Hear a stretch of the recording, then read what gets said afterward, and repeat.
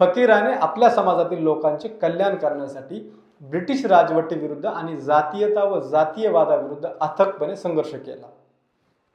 त्याने आपले जीवन केवळ स्वाभिमानाने जगण्यासाठी आणि अन्यायाविरुद्ध लढण्यासाठी अर्पण केले. त्याचा तो संघर्षवादी वास्तववादी लढा लोकशाहीर अण्णाभाऊ साठे यांनी महामानव डॉक्टर बाबासाहेब आंबेडकरांना अर्पित केला आहे. कारण हा फकीरा मातंग समाजातील धाडसी आणि शूरवीराचे प्रतीक आहे आणि अशाच अनेक धाडसी व्यक्तिमत्वांमुळे त्या काळचा जुना मातंग समाज हा सामाजिक आणि राजकीय दृष्ट्या महत्त्वाचा समुदाय होता. कारण हा फकीरा मातंग समाजातील धाडसी आणि शूरवीराचे प्रतीक आहे आणि अशाच अनेक धाडसी व्यक्तिमत्वामुळे त्या काळचा जुना मातंग समाज हा सामाजिक आणि राजकीय दृष्ट्या महत्त्वाचा समुदाय होता.